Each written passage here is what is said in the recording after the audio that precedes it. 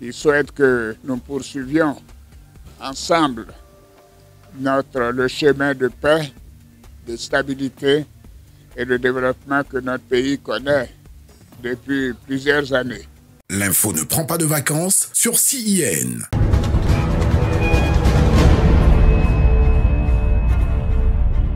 Votre programme d'information avec l'UIL, l'Université internationale de Libreville, le fleuron de la formation universitaire en Afrique.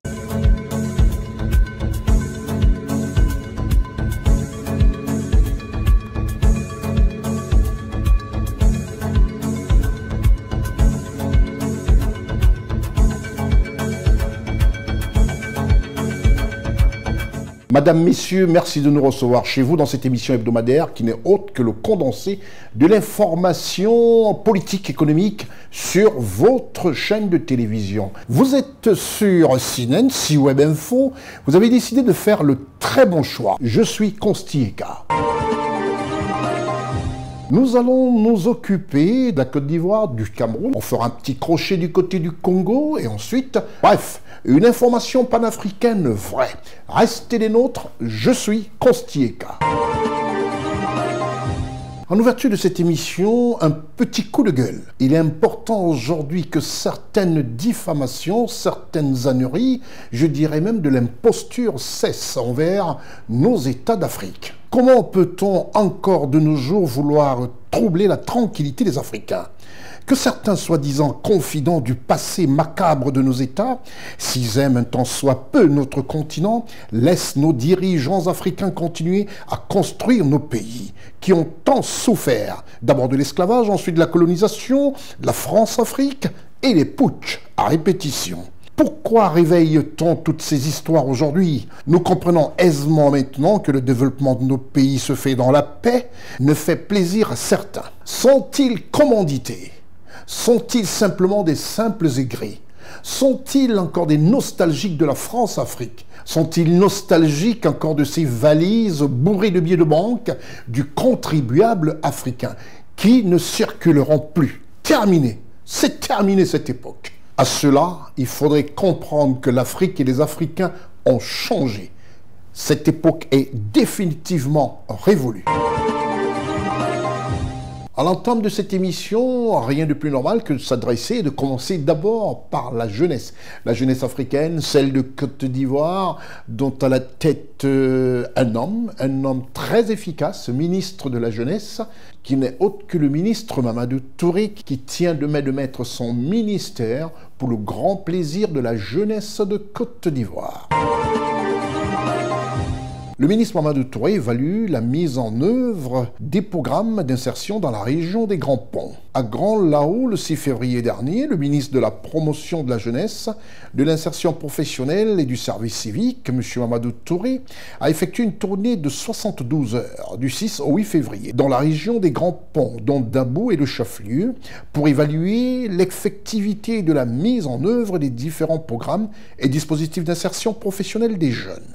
Au cours de la première étape de cette visite, qui l'a conduit à Grand Lao, à 115 km de Dabou, le ministre Mamadou Touré a bénéficié de la présence de ses collègues, à l'exemple du ministre Miss Belmondo Dogo, en charge de la cohésion nationale, et du ministre Adjessila Metch, ministre délégué chargé des sports et du cadre de vie. La délégation ministérielle a rendu visite à quelques bénéficiaires des projets d'activité génératrices de revenus, en sigle AGR, dans la localité. La visite de Grand Lao a pris fin dans la salle de la mairie où des centaines de jeunes bénéficiaires des projets ou intéressés par des projets ont eu l'opportunité d'avoir des échanges directs et francs avec la délégation ministérielle. Le ministre Mamadou Touré a écouté avec attention ses interlocuteurs et a répondu sans faux fuyant à leurs préoccupations tout en leur prodiguant des conseils, insisté sur la formation pour le projet auquel ils veulent postuler. Il a également invité les jeunes à se détourner de la violence, surtout à être des acteurs de paix en cette année électorale et à se concentrer sur leurs projets d'insertion professionnelle. Le ministre Mamadou Touré a rappelé que dans la région des Grands Ponts, à date, Ce sont 5 368 bénéficiaires des dispositifs d'insertion pour 1,793 milliard de francs CFA de projets. On dénombre 1689 jeunes bénéficiaires des 10 dispositifs dans la localité de Grand Lao pour 606,1 millions de francs CFA. Il a soutenu que ces dispositifs ont été renforcés par le programme jeunesse du gouvernement, en sigle PJGouv, mis en place en 2023 et qui s'est poursuivi en 2024. Je vous retrouve juste après la réclame. Le Cameroun, le mastodonte, c'est-à-dire le pays phare de l'Afrique centrale, un pays dirigé par son Excellence, le président Paul Biya, chef de l'État de la République du Cameroun. Et dans ce pays, le Cameroun, nous avons décidé de parler du financement du budget 2025 de ce pays à travers une soirée en présence des ministres des Finances, M. Louis-Paul Motazé, et des nombreuses personnalités politiques et économiques du Cameroun. Et à la petite réalisation de ce module qui vous présente comme ça cette soirée de lancement avec différents ministres de l'économie et des finances et un parterre riche de personnalités du monde économique et politique de la République du Cameroun. Reportage Stéphane Négou, Éric Bikek, Séverin Tchatchoua, Gozo Richard et Jean Linetta.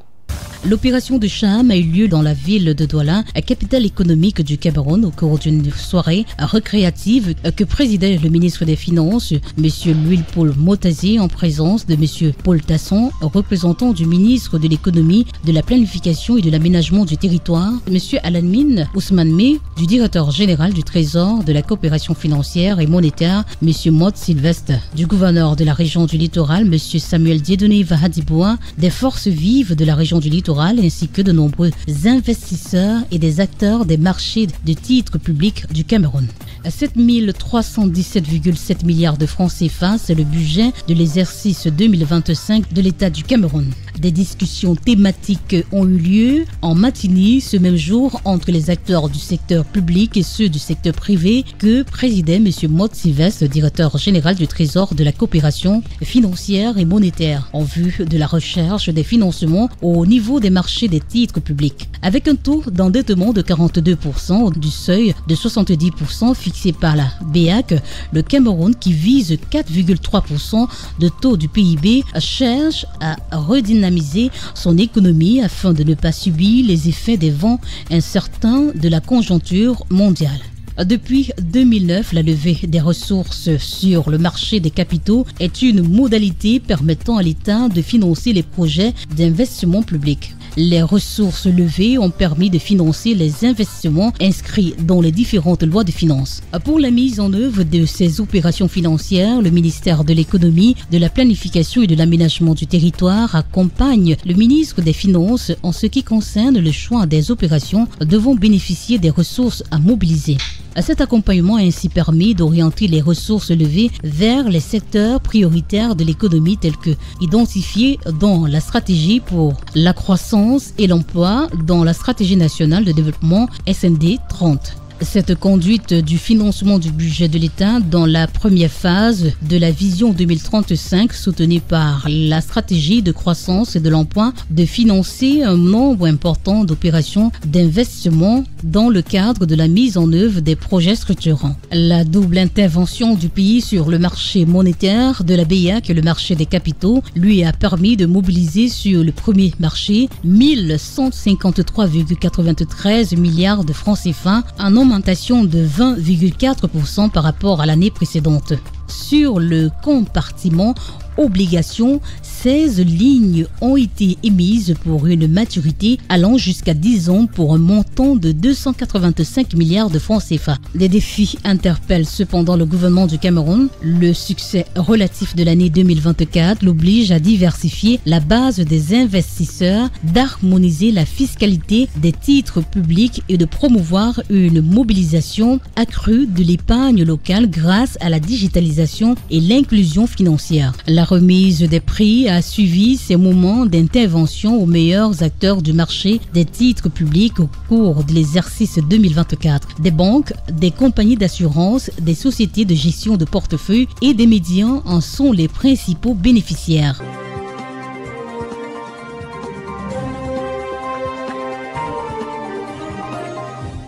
Nous allons dans l'île de Madagascar. Le Congo et l'île de Madagascar intensifient leur coopération.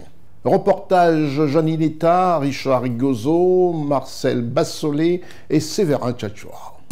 Au cours du deuxième jour de sa visite d'amitié et de travail à Madagascar, le ministre des Affaires étrangères, de la francophonie et des Congolais de l'étranger a échangé avec son homologue malgache sur la persistance des conflits qui menacent gravement la paix et la sécurité des pays et des populations en Afrique. Les deux ministres des Affaires étrangères ont également souligné l'importance de revitaliser les liens d'amitié et de collaboration entre Madagascar et le Congo et se sont engagés à renforcer ces relations.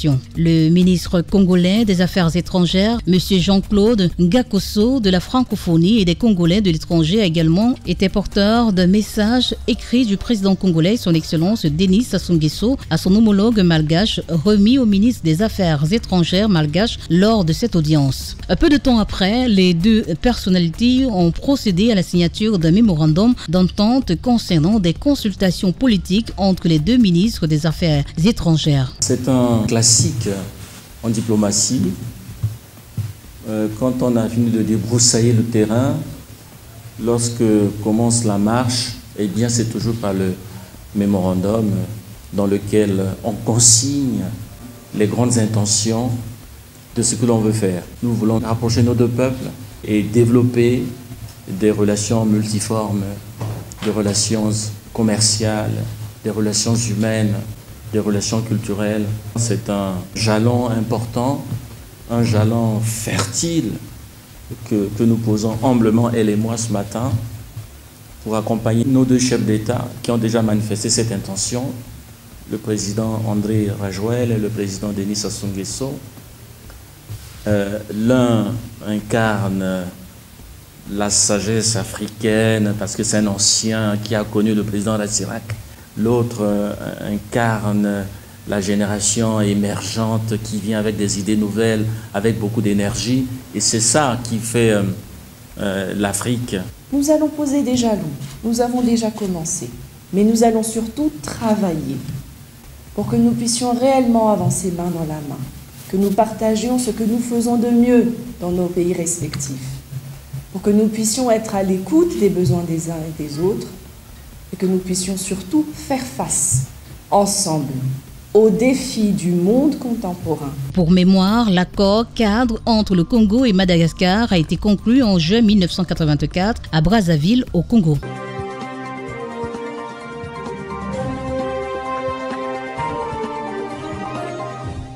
Retour en Côte d'Ivoire. En Côte d'Ivoire, il faut le savoir, si vous êtes du côté de Denver, de Chicago, de San Francisco, et vous regardez ce programme, comme ceux de Bruxelles, de Paris ou encore de Toulouse, nous parlons d'un pays, la Côte d'Ivoire, présidée par son Excellence Alassane Ouattara, chef de l'État ivoirien. À Abidjan, en Côte d'Ivoire, nous allons parler du ministère de la Construction, du Logement et de l'Urbanisme, qui a pour ministre M. Bruno Nagbane Koné. Reportage Ousmane Koulibaly et développement Jeannie Netta, Marcel Bassolé. Actuellement, les Ivoiriens sont confrontés à divers conflits relatifs au foncier et au logement, ce qui provoque des insatisfactions. On dénombre plus de 2000 lotissements non approuvés à signaler. De plus, un grand nombre de personnes sont victimes par des différents types d'arnaques. En réponse à ces défis, le département ministériel en charge de la construction, du logement et de l'urbanisme a lancé des réformes majeures. Dans le cas spécifique de l'ADU, le guide est remplacé par le répertoire. Le guide tel qu'il était pratiqué, on donnait la possibilité de laisser des lots non attribués dans le guide qui pouvaient être attribués après compulsoire. On ne permet pas qu'il y ait de cases vides dans le répertoire. Tous les lots sont attribués. Dans le guide, on permettait que les lots puissent être changeants avec les multiples compulsoires. Dans le répertoire, ce n'est pas possible. les attributions sont figées. Le ministère de la Construction, du Logement et de l'Urbanisme a mis en place des mesures de transparence relatives à l'émission de tous les documents fonciers. Quand vous venez au ministère pour démarrer votre procédure d'acquisition de l'ACD, vous payez les frais administratifs. 60 000 francs, 70 000 francs, 100 000 francs. Et après cela, le traitement est fait jusqu'à la conservation foncière où on va vous appeler pour aller payer les frais d'aliénation, d'enregistrement et de publication. Mais ça, c'est dans les caisses de l'État, c'est au Trésor. Donc, pourquoi cet acharnement contre le ministère? Une leçon à tirer, c'est que quand vous avez mal acheté, malheureusement, comme disent les juristes, vous risquez de payer deux fois. Achetez bien. Et quand il y a problème au niveau de l'achat, le mieux, c'est de retourner voir celui qui vous a vendu la parcelle. Dans le but de protéger les populations contre d'éventuels conflits fonciers, M. Bruno Nabagné-Koné, ministre de la Construction, du Logement et de l'Urbanisme, a mis en place un répertoire unique et une attestation de droit d'usage coutumier. Il encourage également la population à effectuer les vérifications nécessaires avant toute transaction immobilière.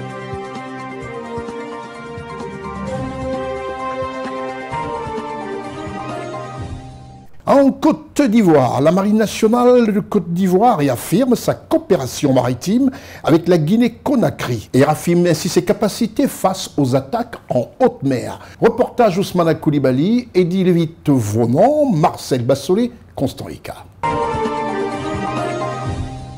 Dans le cadre du renfermissement des relations maritimes et de la reprise des campagnes maritimes entre la Guinée et la Côte d'Ivoire, la Marine nationale ivoirienne a fait preuve de ses capacités opérationnelles à travers ce rendez-vous sous-régional Grand Africa Nemo 24. Le patrouilleur de haute mer baptisé contre-amiral Fadiga a levé l'ancre sur les eaux ivoiriennes, mettant le cap sur la Guinée-Conakry le samedi 2 novembre 2024 avec les félicitations faites à l'équipe par le contre-amiral Amara Koné.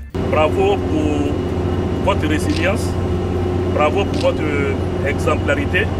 Ce patrouilleur de haute mer contre-amiral Fadiga et son équipage ont quitté Abidjan le samedi 2 novembre 2024 pour accoster dans les eaux guinéennes le mercredi 6 novembre 2024. Une escale dans ce pays frère, la Guinée-Conakry, qui s'inscrit dans le cadre de la reprise des campagnes maritimes interrompues et de diplomatie navale interrompues il y a quelques années, comme l'attestait ici le chargé d'affaires Sob Emel Lambert. Nous œuvrons avec vous pour cette diplomatie navale, pour que effectivement les relations qui unissent la Guinée et la Côte d'Ivoire se raffermissent et que d'autres secteurs s'ouvrent pour le bien de nos deux pays. Après ce bref séjour sur les eaux guinéennes et sur le chemin de retour en Côte d'Ivoire, scénario d'attaque en haute mer mettant à l'épreuve le capitaine de corvette Seliki Fofana et son équipage qui se trouveront face à face avec une force spéciale et commando de la marine guinéenne, simulant une attaque de pirates marins de grande portée pour le compte des exercices pratiques maritimes.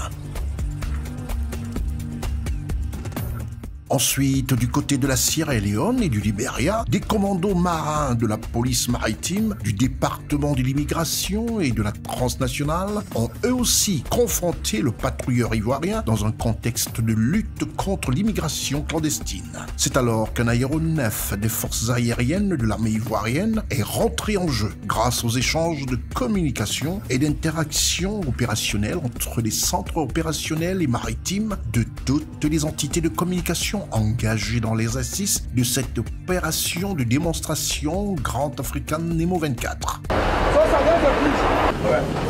Hey, all crew, one side, all crew, get one side, this way. Hey, hey, what? C'est sous des ovations des centaines de marins que cette campagne de 2 semaines s'est achevée, avec en tête le vice-amiral et chef d'état-major de la Marine nationale ivoirienne, M. Nguessan Kwame Célestin, qui accueille le patrouilleur de haute mer, contre-amiral Fadiga, et son équipage à Abidjan. La 1788, la marine n'a pas pu fouiller encore les eaux d'un pays étranger.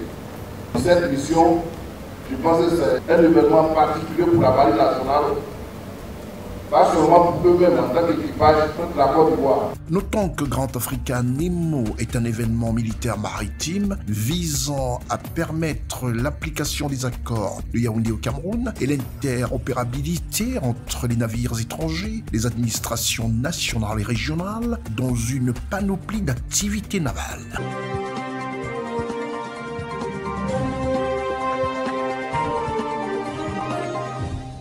Plus besoin de vous dire simplement qu'au Gabon, sur 80 hectares, est bâtie une université qui fait pâlir de jalousie toutes les grandes universités mondiales. Là-bas, le savoir se fait, mais un savoir beaucoup plus pointu, c'est-à-dire les étudiants qui sortent de l'Université internationale de Libreville sont aptes tout de suite à porter leur savoir dans le marché international.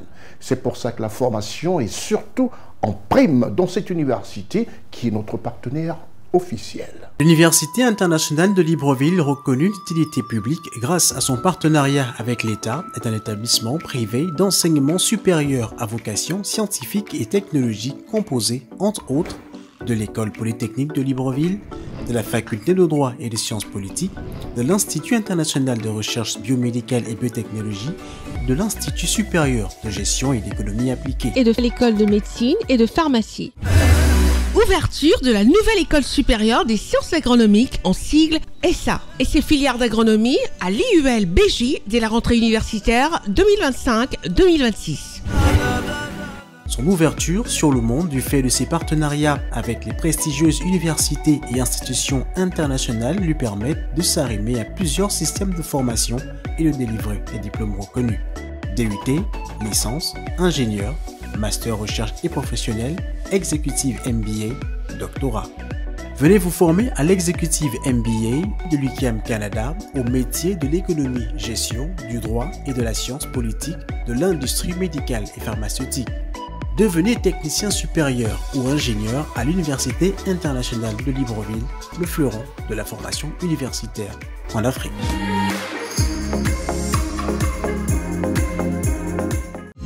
Inscription ouverte pour l'année universitaire 2025-2026.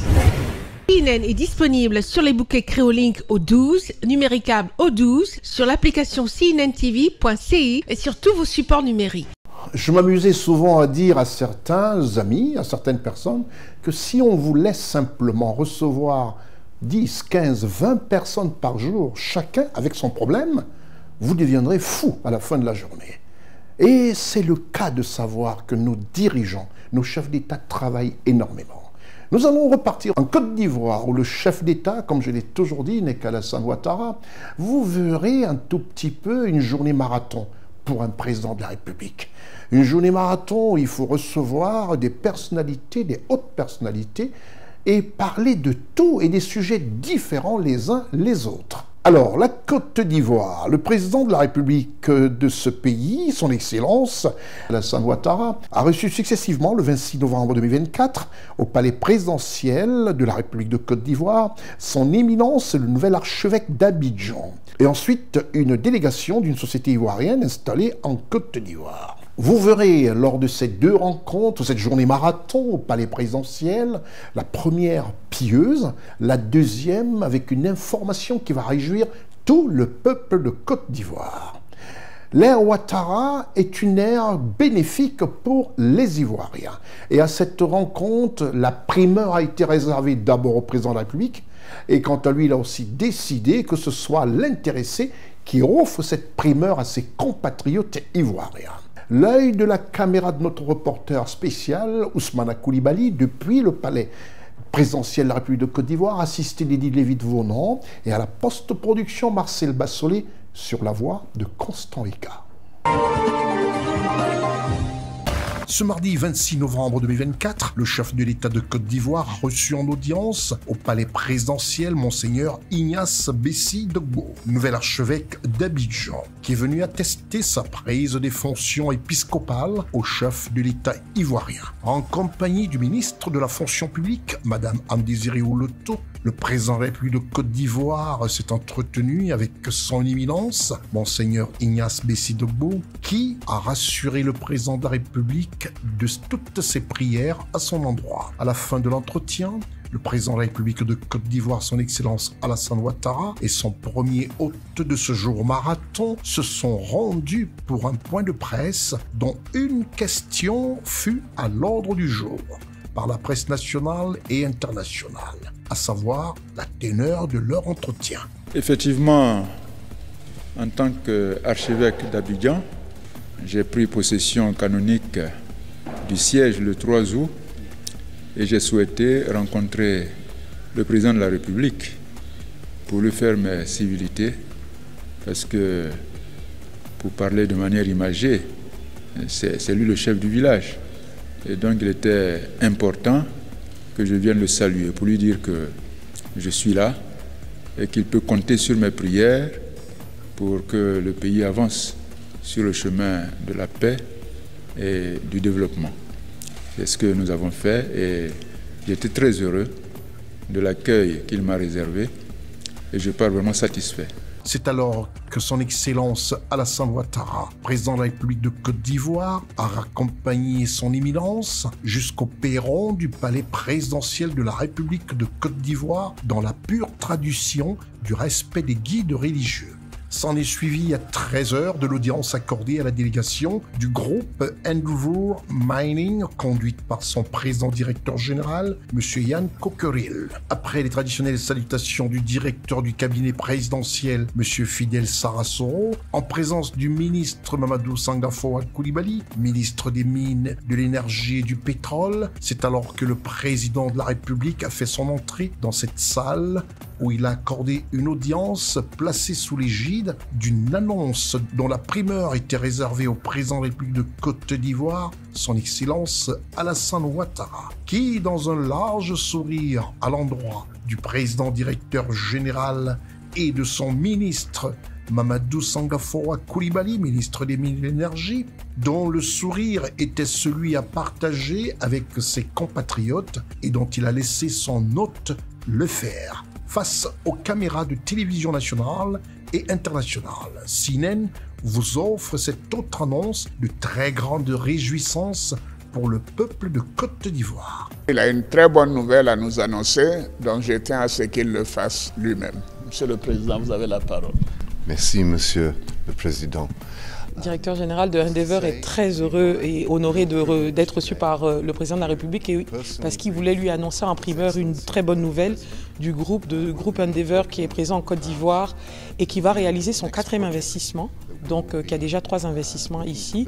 Le 4e investissement avec la mine de Tanda, donc Tanda-Iguela, qui va en principe produire son premier lingot d'or à la mi-2028. Donc c'est un projet de classe mondiale qui éventuellement va générer plus de 4000 emplois directs et indirects et qui produira environ 11 tonnes d'or par année. Un projet qui va produire sur toute la durée de la vie d'environ 150 tonnes d'or avec un investissement d'environ 530 milliards de francs CFA. Une photo de famille a immortalisé l'annonce de ce gisement minier dont le projet va générer plus de 4000 emplois, non sans compter sur une note d'humour de son Excellence Alassane Ouattara. On attend qu'ils viennent découvrir la 5e mission.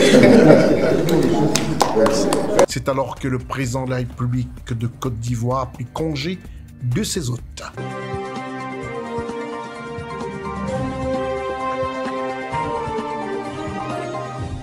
Ce 30 mai 2025, en début de soirée, le chef de l'État ivoirien a reçu dans sa résidence de Cocody Golf le Premier ministre sénégalais, M. Ousmane Sonko, en visite en Côte d'Ivoire. Accueilli pour la circonstance sur le perron de la résidence du président de la République par le Premier ministre ivoirien, M. Robert Begré Mambé, dans un accueil chaleureux à l'ivoirienne pour enfin 2 heures d'horloge d'entretien entre un père et son fils, dans une ambiance détendue, assortie néanmoins d'un tête-à-tête dont le Premier ministre sénégalais M. Ousmane Sonko livre aux caméras de CNN la quintessence de cet entretien. Nous venons d'avoir eu l'honneur d'être reçus par son Excellence M. le Président de la République de la Côte d'Ivoire, son Excellence M. le Président Alassane Dramane Ouattara, qui nous a reçus avec la délégation gouvernementale que je conduisais et qui nous a offert la possibilité d'avoir un long entretien à tête après pour échanger sur la collaboration bilatérale d'abord entre nos deux pays. Comme vous le savez, nous l'avons dit ce matin avec le Premier ministre, est une collaboration qui date de très longtemps, peut-être même avant l'avènement de nos États, sous leur forme actuelle, mais qui s'est confortée dès après les indépendances avec l'action solidaire des présidents Houphouët-Boigny et Léopold Sédar Senghor. Tous les présidents qui sont succédés à la tête de nos États ont renforcé cette collaboration et c'est le cas aujourd'hui entre le président Alassane Dramane Ouattara et le président Bassirou Diomaye Diakhar Faye.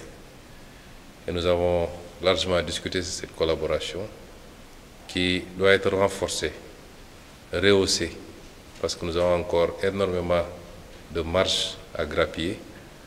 Nous avons également énormément de domaines à explorer dans le cadre de cette collaboration.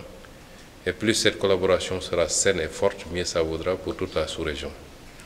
Nous avons également échangé sur la situation des deux pays, séparément ou la situation intérieure. Nous avons passé en revue.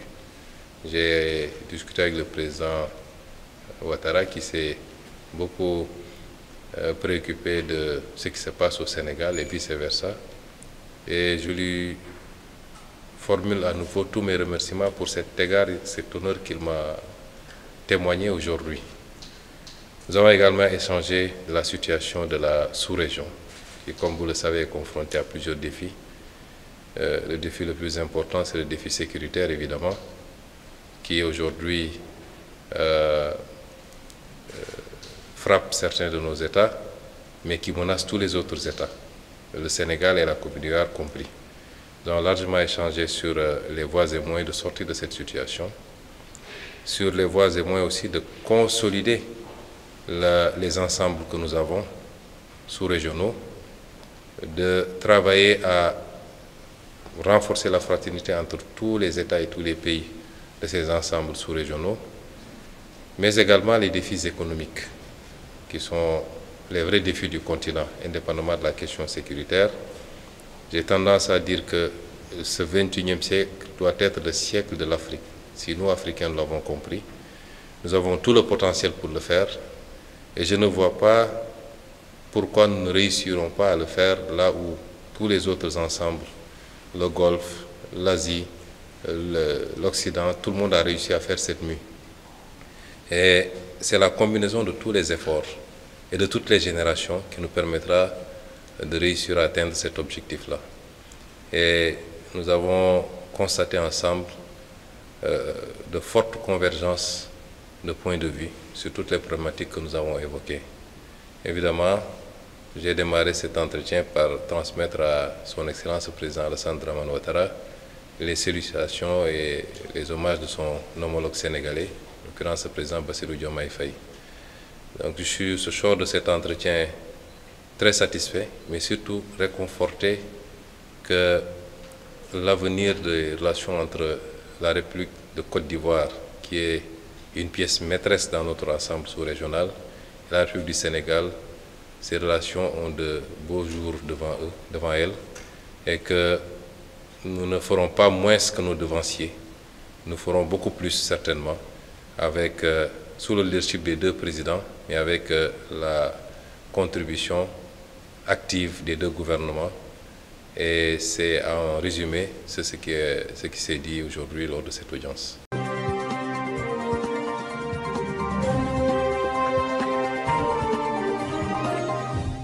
la Côte d'Ivoire, où le jeudi 15 mai 2025, le président de la République a reçu au palais présidentiel de la République, situé au cœur du plateau, le quartier administratif, monsieur l'ambassadeur du Maroc en Côte d'Ivoire. Et au pas de course, notre reporter spécialisé des reportages spéciaux, monsieur Ousmane Koulibaly, a entériné cette belle audience.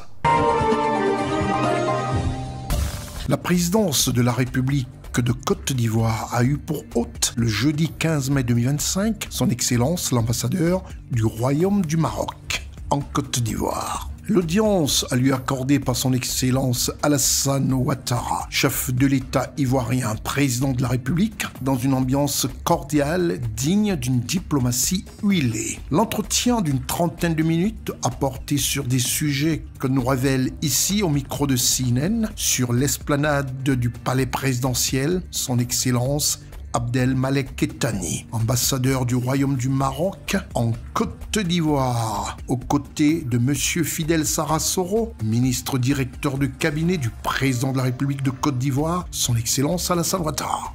J'ai eu l'honneur aujourd'hui d'être reçu par son Excellence M. le Président Alassane Ouattara, président de la République, qui m'a reçu et à ma demande pour que je lui communique mon départ de Côte d'Ivoire après presque 9 ans de travail en Côte d'Ivoire, dans ce beau pays dans lequel j'ai vécu de moments formidables et j'espère avoir apporté ma pierre à l'édifice de la construction de l'amitié et de la fraternité ivoiro-marocaine depuis que j'ai eu l'honneur d'être nommé par Sa Majesté le roi Mohamed VI de l'Assiste en Côte d'Ivoire en octobre 2016.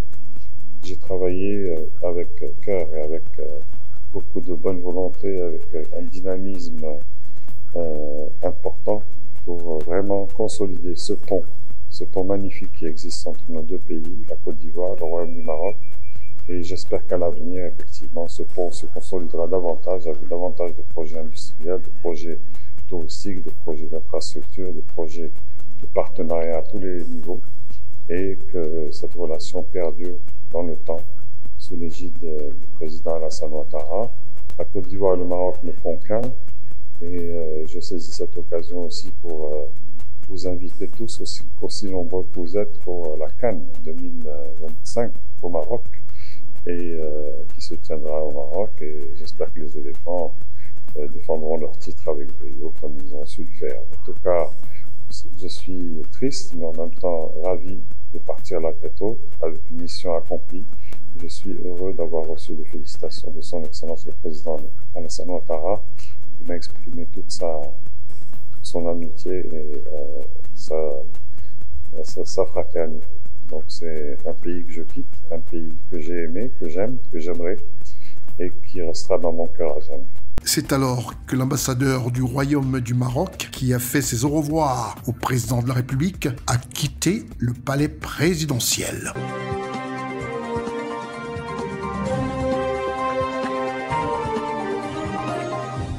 S'il est vrai que l'Afrique doit prendre son destin en main, ça passe aussi par l'instruction de nos enfants, de nos plus jeunes frères. Rien de plus normal qu'une institution qui brille de par la qualité de ses professeurs, la qualité de ses dirigeants et la qualité des installations. Comme vous le voyez, l'UIL, l'Université internationale de Libreville, sur 80 hectares, avec tout ce qui est mis en exergue pour faciliter à la jeunesse de l'instruction vraie. C'est un clin d'œil à notre partenaire officiel. L'Université internationale de Libreville, reconnue d'utilité publique grâce à son partenariat avec l'État, est un établissement privé d'enseignement supérieur à vocation scientifique et technologique composé, entre autres, de l'École polytechnique de Libreville, de la Faculté de droit et des sciences politiques, de l'Institut international de recherche biomédicale et biotechnologie, de l'Institut supérieur de gestion et d'économie appliquée, et de l'École de médecine et de pharmacie. Ouverture de la nouvelle école supérieure des sciences agronomiques, en sigle ESSA, et ses filières d'agronomie à l'IUL BJ dès la rentrée universitaire 2025-2026. Son ouverture sur le monde du fait de ses partenariats avec les prestigieuses universités et institutions internationales lui permettent de s'arrimer à plusieurs systèmes de formation et de délivrer des diplômes reconnus.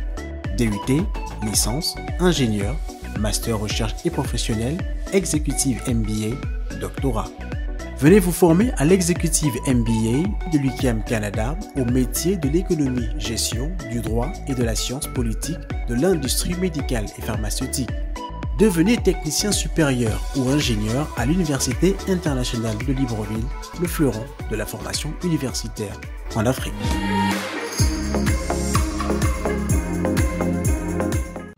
Inscription ouverte pour l'année universitaire 2025-2026.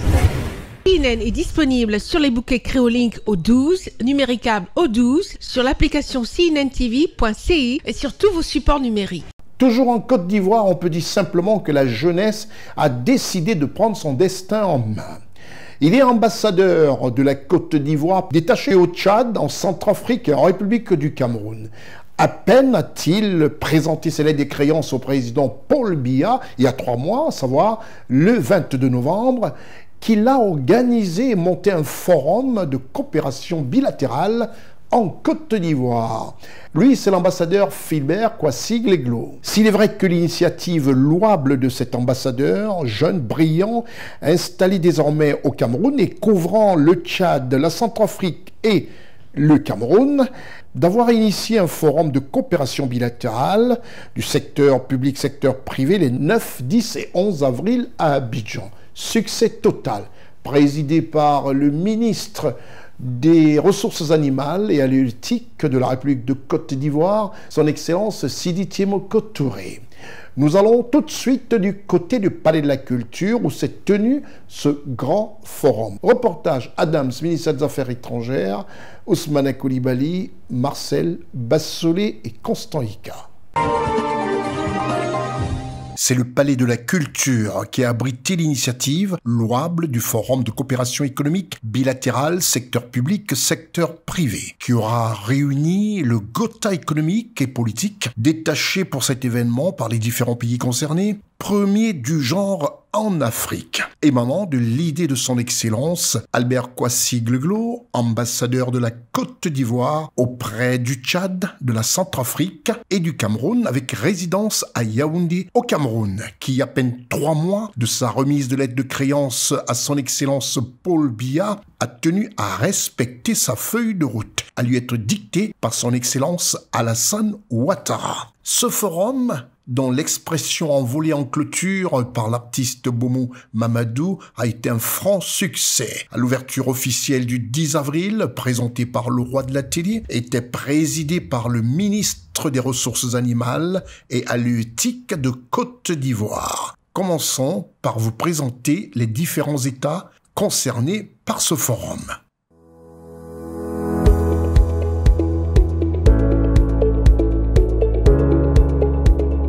Renforcer la coopération bilatérale entre la République de Côte d'Ivoire et les États amis du Cameroun, de la Centrafrique et du Tchad, tel est l'objectif principal réunissant du 9 au 11 avril 2025 les experts de ces 4 nations en terre ivoirienne.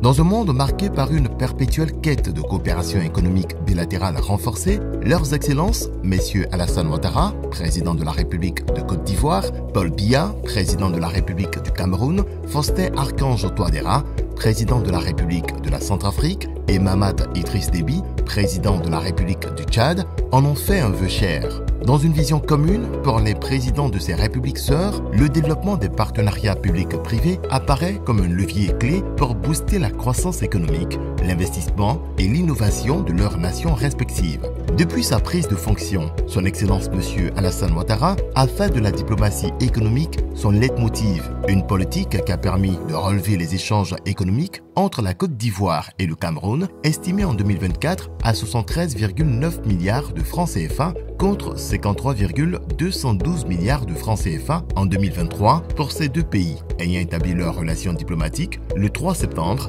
1962. Il en est de même avec le Tchad, dont les échanges sont passés de 8 milliards de francs CFA en 2022 contre 6,6 milliards de francs CFA en 2021, essentiellement générés par les exportations ivoiriennes vers le Tchad. Ces deux nations ayant établi leurs relations diplomatiques le 15 novembre 1977. Avec la République de la Centrafrique, la Côte d'Ivoire a enregistré une baisse des échanges qui était à 3,042 milliards de francs CFA en 2018 contre 3,334 milliards de francs CFA en 2017. Ces deux pays amis ayant établi leurs relations diplomatiques le 7 décembre 1973. L'État de Côte d'Ivoire a signé différents accords de coopération bilatérale avec ces pays amis.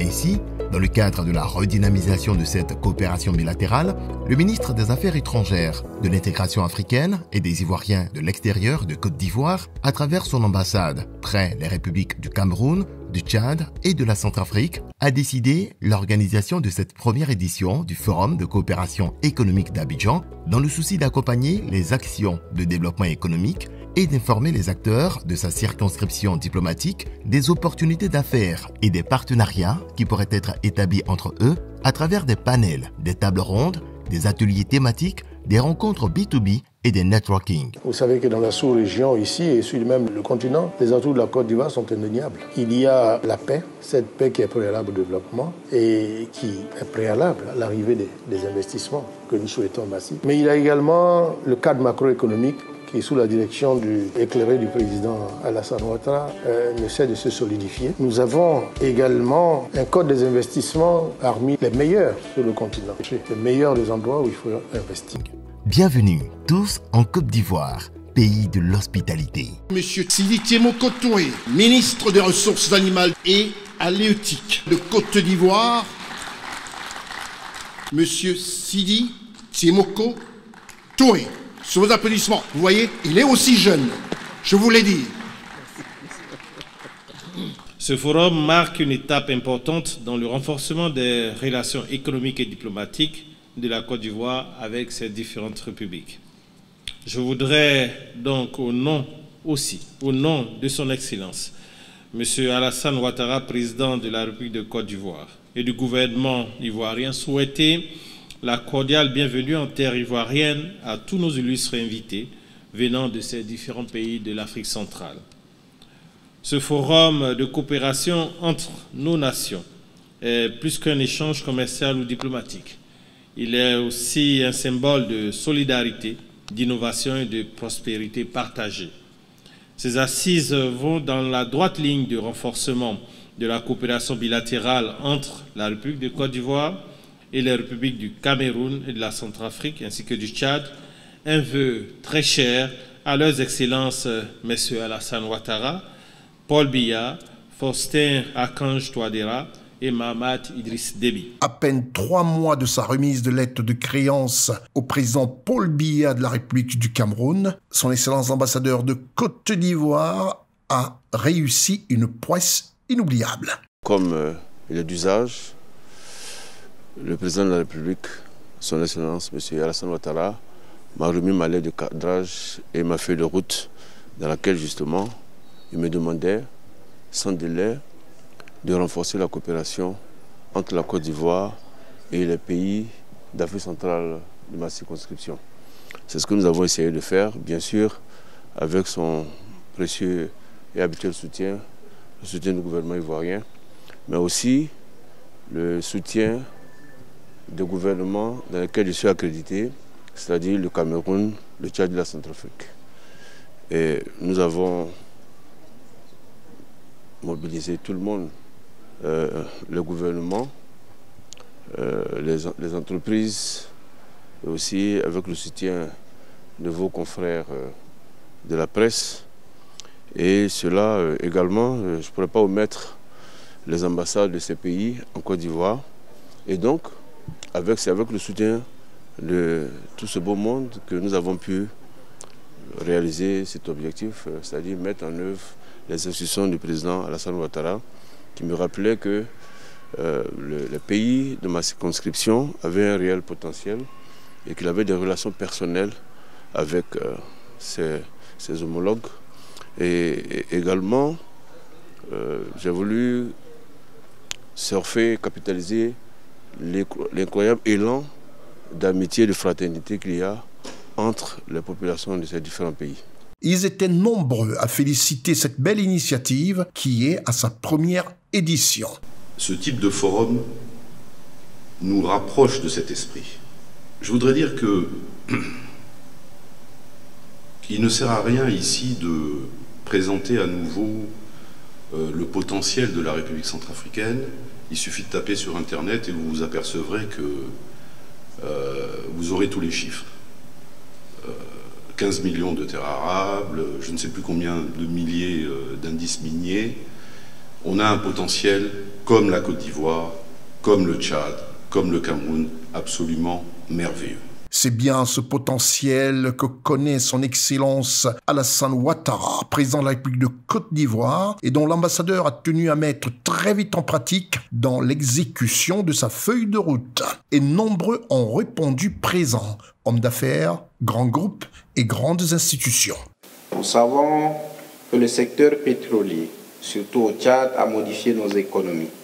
Si le pétrole reste essentiel, nous devons absolument diversifier nos exportations et investir davantage dans la transformation locale de nos produits agricoles. Cela nous permettra de garantir une croissance durable et d'éviter les risques liés à la dépendance excessive. Nous sommes ici aujourd'hui grâce à l'initiative lancée par Monsieur l'ambassadeur, l'Excellence, Monsieur l'ambassadeur de la République de Côte d'Ivoire au Cameroun, en RCA et au Tchad, qui vise à fédérer les énergies de nos différents États. Pourquoi? Parce que nous réalisons que nous avons du potentiel, mais un potentiel que nous ne mettons pas toujours à profit pour nos États.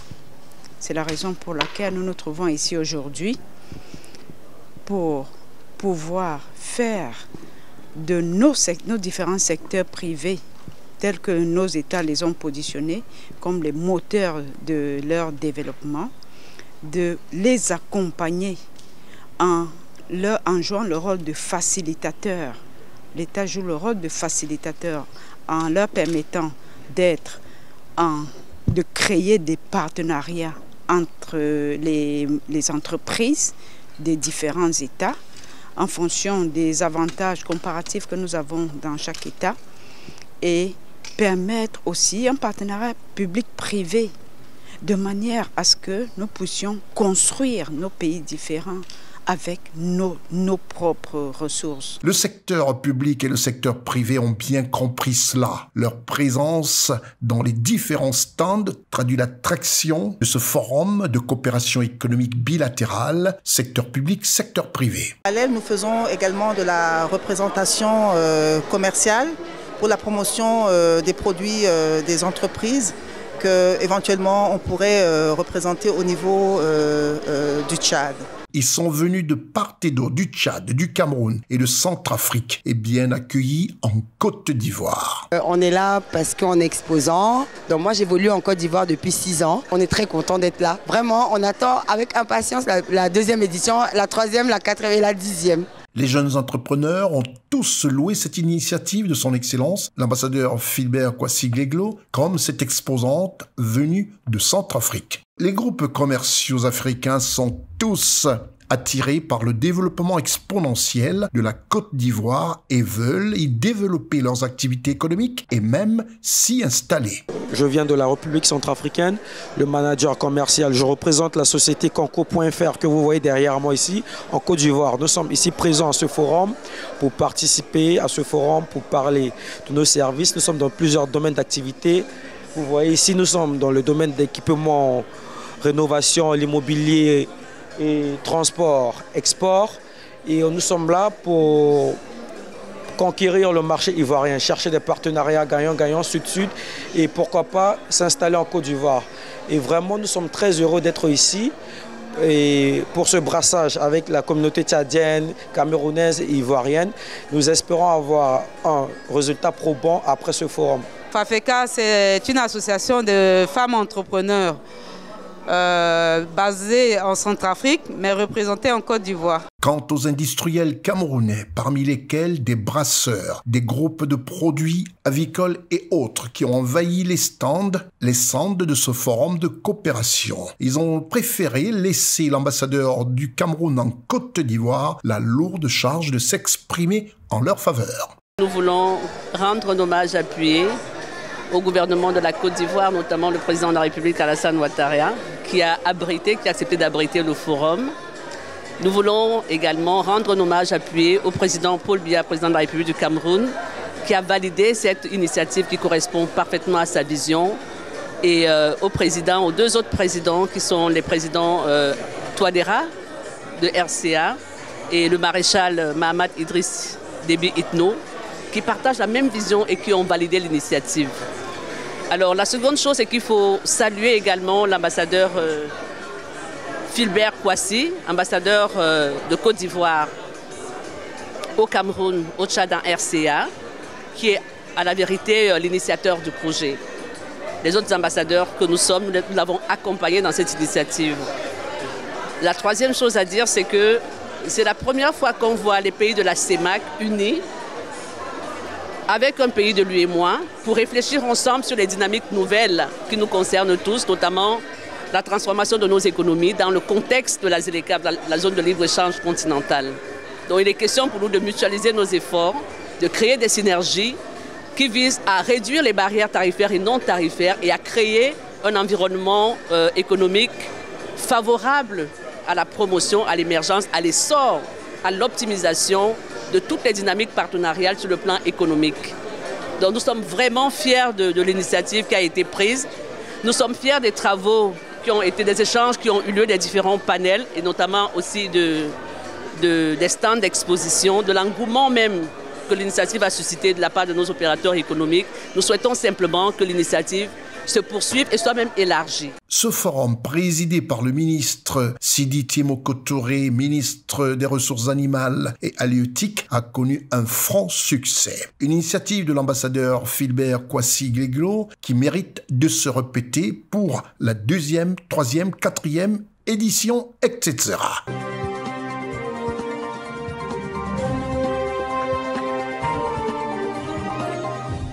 Les présidentielles 2025 se préparent de manière ardue du côté du Cameroun. Quand on voit tout ce qui se passe de ce côté-là avec nos représentants, l'équipe de CNN Cameroun, ils nous disent simplement que tout bouge, la jeunesse est fervente. S'il se passe des choses du côté du Cameroun, en Côte d'Ivoire aussi, il se passe des choses du côté de la Côte d'Ivoire pour les présidentielles, mais l'heure pour le gouvernement et au travail à apporter du bonheur aux Ivoiriens. Et les Ivoiriens adultes savent reconnaître ce qui se fait de mieux. Les présidentielles en Côte d'Ivoire, il y a déjà des noms comme ça qui sont déclarés. Il faudra attendre les officialisations de manière définitive. Mais déjà, des noms se font entendre sur l'échiquier politique en Côte d'Ivoire.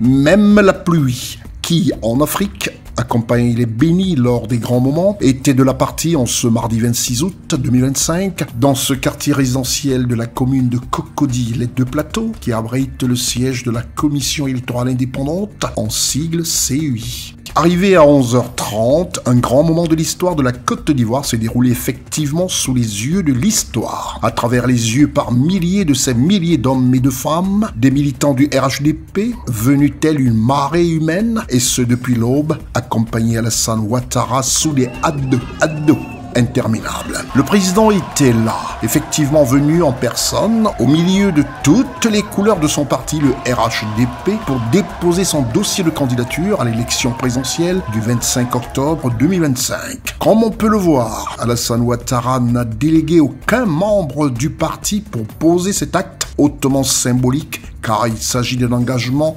personnel, mais aussi par respect pour les institutions de la Côte d'Ivoire et pour assumer l'acte majeur que constitue la candidature à la magistrature suprême du pays. Alassane Ouattara est venu en personne, entouré de tous les cadres du RHDP, en présence des médias du monde entier et d'une foule immense, tous pris à témoin d'une histoire en marche qui dira, le moment venu, qu'il y eut effectivement un 26 août 2025 à part dans la vie de la nation ivoirienne. Après l'étape formelle du dépôt de son dossier complet de candidature, pièce par pièce, c'est alors que le président Alassane Ouattara s'est adressé à la foule de ses supporters, le visage plein de gravité. preuve de l'importance de cet acte posé. Et à travers des médias médusés par la marée humaine, aux Ivoiriens auxquels était adressé un message d'espoir et d'unité. Espoir et unité d'un peuple manifestement en harmonie avec un homme exceptionnel.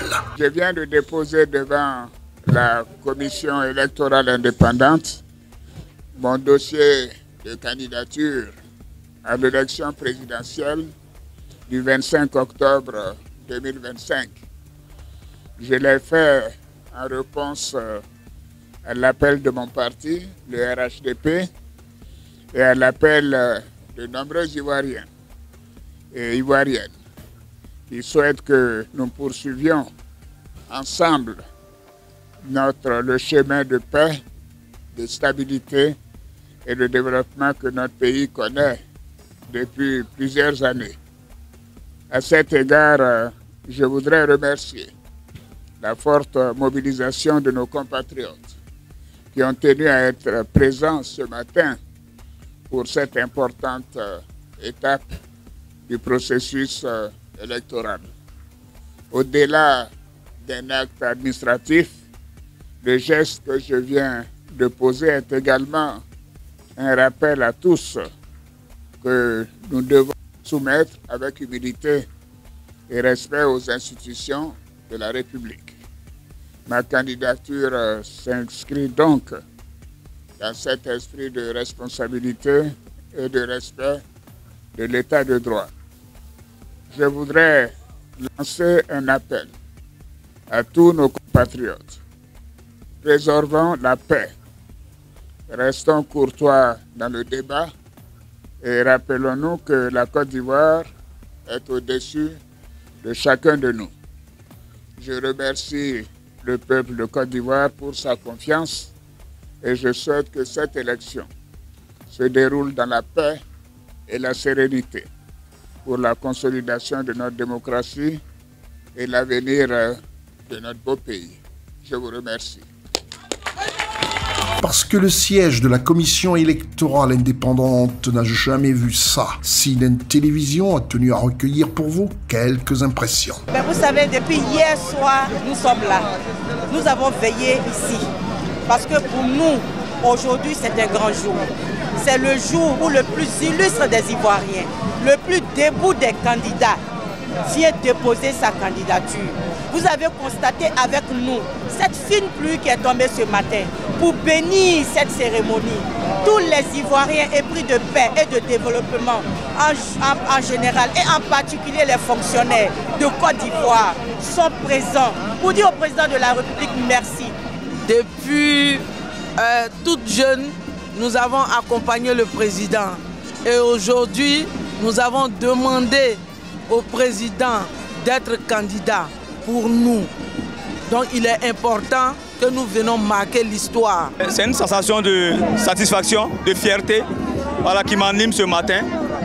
Voilà, vu que nous avons plaidé pendant plusieurs jours que le président Alassane Ouattara accepte d'être notre candidat. Nous sommes là ce matin depuis 5 h du matin pour accompagner notre mentor, pour accompagner notre président, pour accompagner Ado la solution pour le dépôt de sa candidature. Vraiment, nous sommes très heureux. Nous sommes très heureux parce que vraiment, c'est lui qui fait tout à Côte d'Ivoire ici. Si je suis là ce matin, c'est pour venir soutenir mon candidat pour le dépôt de sa candidature.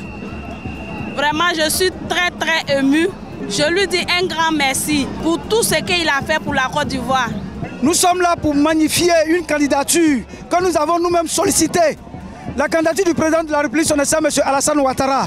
Nous sommes présents ce matin pour témoigner notre adhésion pleine à cette candidature qui est pour nous la candidature du développement, la candidature de la stabilité, la candidature du vivre ensemble. Ce sont les militants du RHDP et les sympathisants du RHDP et les gens qui aiment le travail que fait le président Alassane Ouattara qui ont demandé à ce qu'il se porte comme candidat pour les Ivoiriens. Bon, il a demandé un temps de réflexion, on lui a accordé son temps, même si on était plus pressé que lui. Finalement, il a accédé à notre sollicitation d'accepter d'être le candidat. Eh bien, on veut lui montrer que ce n'est pas lui sa candidature, c'est notre candidature. Je suis très heureux ce matin d'être là pour venir accompagner le champion au dépôt de sa candidature. Nous sommes là ce matin pour accompagner notre mentor, notre champion, notre produit vendable Alassane Ouattara. Et nous sommes là parce que Alassane Ouattara a impacté positivement nos vies. Nous sommes là parce que dans le cadre de notre corps de métier qui est le transport, Alassane Ouattara a fait en sorte que nous puissions rentabiliser nos affaires. Il nous a donné la route, il nous a donné les autoroutes, il nous a donné les ponts, il nous a donné les échangeurs, il nous a donné la paix sociale, il nous a donné la sécurité nationale, il nous a donné l'éducation, il nous a donné la santé. Au vu de tout ça, nous sommes venus l'accompagner pour qu'il dépose sa candidature. Nous sommes arrivés ici à 3 h du matin pour soutenir la candidature de notre candidat Alassane Ouattara.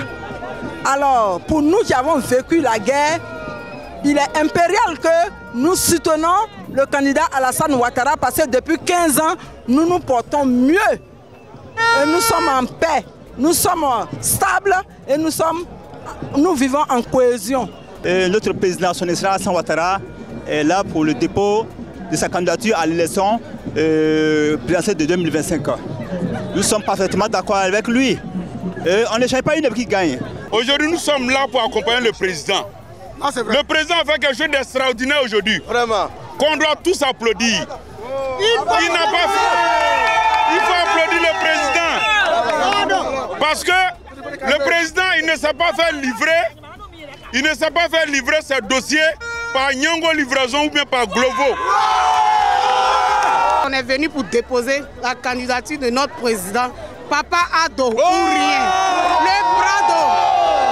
Le seul président. Papa Ado, merci beaucoup.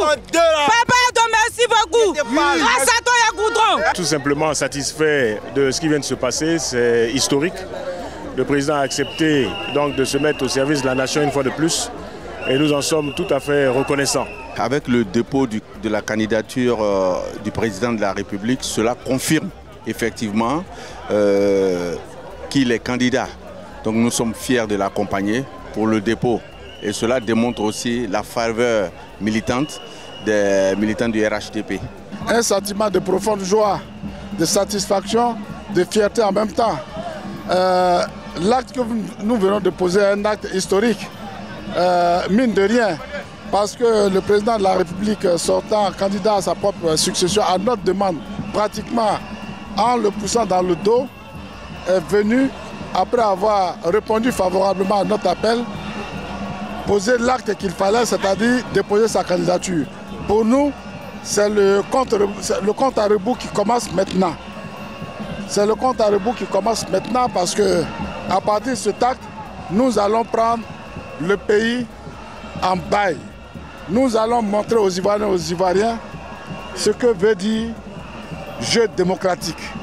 Argument contre argument, bilan contre bilan, sans invective, sans injure, sans attaque inutile. Ils viennent de déposer et nous allons pour la victoire. Nous sommes contents, nous sommes heureux, nous sommes fiers et nous sommes très confiants pour une Côte d'Ivoire qui continue dans l'émergence, qui continue dans la paix, qui continue dans le développement. Nous sommes pour Ado, nous sommes pour la continuité, nous sommes pour la Côte d'Ivoire, nous sommes pour le bien-être de la population, nous sommes pour la sécurité et tout ça se résume en une seule personne, Alassane Ouattara. Un coup, KO!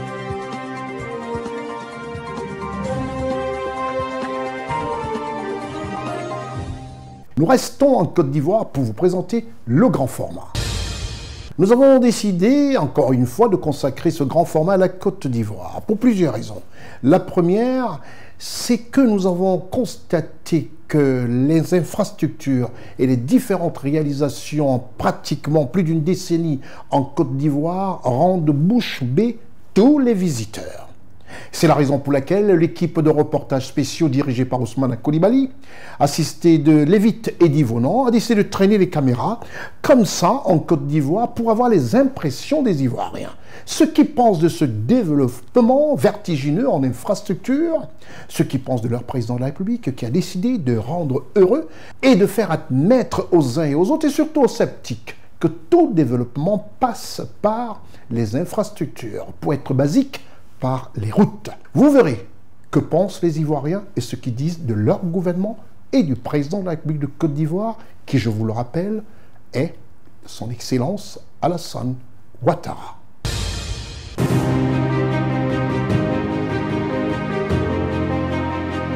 C'est bien beau. Même ici, quitter ici à la San Pedro, la voie est libre. Or, on n'avait pas. Quitter ici à la Mans, nous avons la voie. Il y a des villes présentement, il n'y en a pas. Nous, on dit au président de la République de faire ces genres de voies-là pour que le pays soit propre. Maintenant, aujourd'hui, nous sommes là. À Abidjan, partout où tu passes, il y a la voie. On n'avait pas. Nous sommes contents. On dit au président de la République de continuer comme ça le travail. Parce qu'un pays qui n'a pas de voie, c'est que ce n'est pas un pays, c'est un campement. On n'avait pas ça. Aujourd'hui, là, quand tu vas à Korogo, il y a la voie. Tu vas à Boaké, il y a la voie. Même, comme on appelle, aller jusqu'à la frontière du Ghana, il n'y avait pas de voie, c'était les pistes. Mais présentement, nous avons les grandes voies. En tout cas, je dis merci au président de la République. Aujourd'hui, il y a d'autres qui disent qu'on ne mange pas le goudron. Mais goudron, on ne peut pas manger le goudron. Parce que quand tu rentres à quelque part, qu'il n'y a pas de voie, tu vas faire comment pour avoir de la nourriture? Donc, c'est pas la voie qu'on peut avoir la nourriture. Je remercie le président de la République de continuer le boulot. Mes impressions sur les routes qui ont été faites par le gouvernement, à l'aide le président de la République, ce sont des bonnes routes. Ça donne l'accès facile aux différentes villes, aux différentes communes. J'apprécie ça beaucoup. Il a fait un bon travail de fond là-dessus. Et on aimerait qu'il puisse encore plus s'améliorer parce qu'il y a encore des embouteillages sur certains coins. Mais c'est bon. Dans l'ensemble, c'est bon. Un développement, ça fait partie des infrastructures. S'il y a des infrastructures, il y a le développement. Mais aussi, le développement, c'est l'émergence. L'émergence, là, il faudrait qu'on soit rassasié pour émerger aussi. Donc, la question a deux volets. On ne mange pas le goudron, mais on a besoin de goudron aussi pour se déplacer. Mais aussi, il faudrait que le gouvernement sache que dans les poches, s'il n'y a pas l'argent, on ne peut pas rouler sur le goudron. Voilà, parce que c'est l'argent pour payer les voitures, pour payer les transports. Donc, on a besoin de l'argent pour rouler sur le goudron. Donc, les deux vont ensemble. Je voulais lui remercier d'abord, parce que grâce à ces routes aujourd'hui, nous avons remarqué qu'il y a eu un changement d'abord en Côte d'Ivoire, précisément dans la capitale. La capitale a changé complètement devant toute la population. Aujourd'hui, les routes sont très bien tracées. Ça, c'est un d'abord. Ça évite d'abord l'embouteillage. Le deuxième point est qu'à l'intérieur aussi, quand aujourd'hui nous voulons partir à Tchébissou, nous voulons partir à Korogo, nous voyons que les routes sont bien tracées. Il n'y a plus de routes goudronnées bizarres, comme on le dit. Les dos d'âne, c'est un peu vague, mais aujourd'hui, là, on peut dire que grâce au président, les routes sont bien tracées au fait. On peut dire que nous avons une des meilleures routes en allant vers le nord, en allant vers l'ouest, tout ça en allant vers le sud. Les routes ont été très bien tracées. En tout cas, je félicite le président Alassane Ouattara pour ce travail-là. Et encore, nous parlons encore des ponts. Nous voulons dire merci encore au président. Grâce encore au 4e pont, aujourd'hui, ça nous facilite plus d'arriver directement à Yopougon. Étant d'abord à 13 juin, nous pourrons aller à Yopougon facilement, grâce au 4e pont qu'il a fait. Nous sommes fiers du président parce que les visiteurs peuvent rentrer dans notre pays, être contents du président. À partir du 3e pont, 4e pont, 5e pont, les voies sont très propres à l'intérieur du pays, Korogo, Man, Yamoussoukro, Abidjan. Concernant les infrastructures de la Côte d'Ivoire, est que grâce à ces nouvelles routes, nous avons accès aux différentes voies et je dirais aussi que ça contribue à valoriser encore le pays vis-à-vis des autres pays. Et grâce au travail du chef de l'État, aujourd'hui, nous citoyens, nous arrivons à circuler comme il se doit et ça évite beaucoup d'embouteillages, etc. Concernant ceux qui disent qu'on ne mange pas le goudron, ça, je dirais, de leur point de vue, du moment où ils n'ont pas leur pain quotidien, comme on le dit, ils trouvent que l'investissement qui se fait dans les différentes infrastructures n'est pas nécessaire pour le développement du pays. Et ils se basent plus sur les moyens, comment le citoyen doit avoir à manger.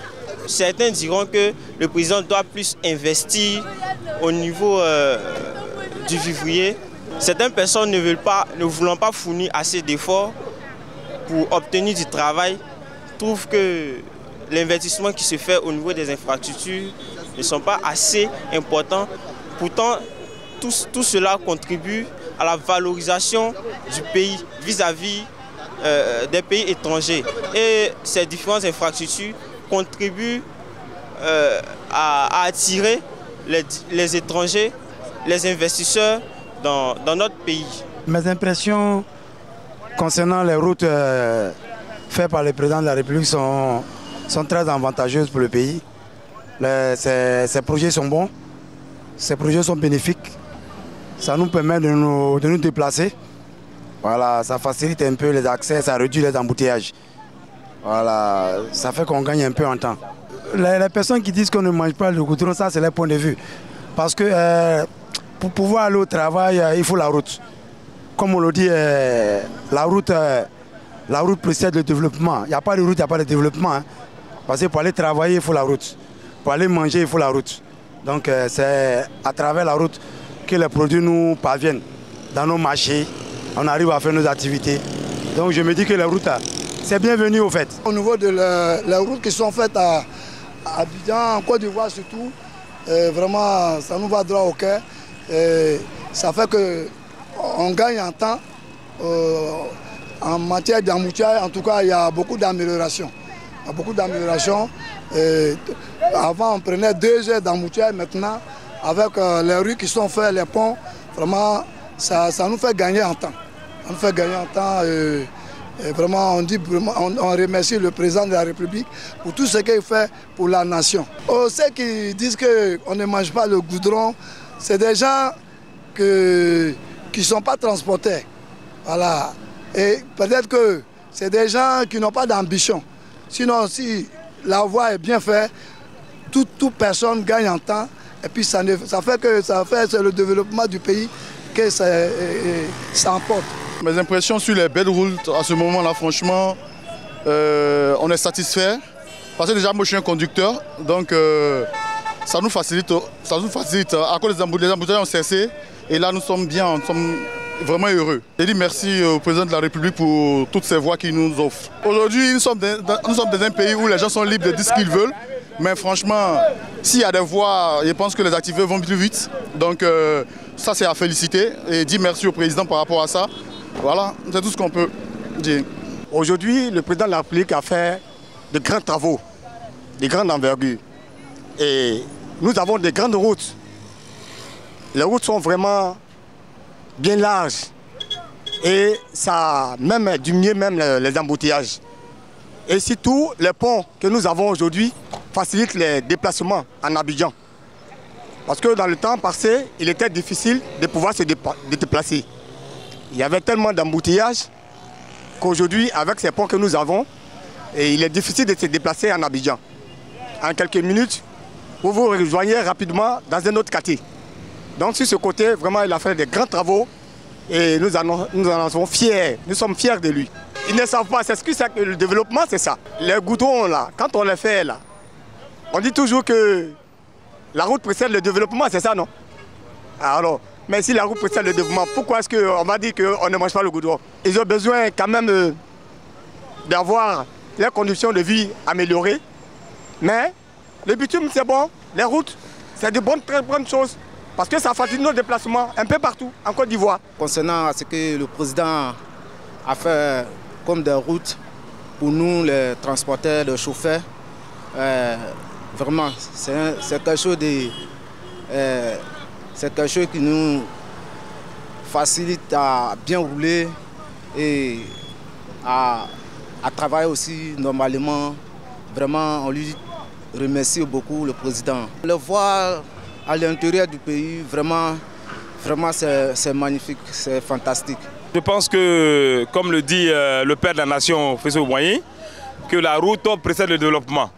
Aujourd'hui, on voit que le pays est sur les rails du développement parce qu'on a des voies bitumées qui permettent donc d'avoir des zones accessibles et permettent donc un développement économique de la Côte d'Ivoire. Et c'est une bonne chose à saluer et on va demander donc au président de continuer ainsi pour que les personnes futures puissent profiter de ces routes-là et en faire en Côte d'Ivoire un grand pays.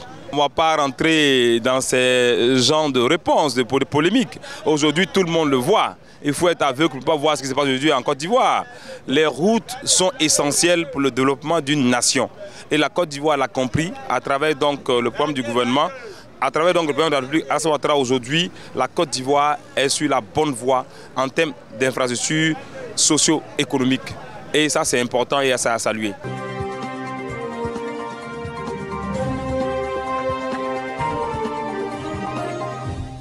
Tout en vous remerciant d'avoir pris de votre temps pour regarder ce programme, nous vous donnons simplement rendez-vous au prochain numéro, sans omettre de vous dire de suivre l'information permanente sur cnntv.ci, ainsi que les informations en permanence toutes les 30 minutes, l'information africaine vraie. Vous allez sur www.ciwebinfo.ci.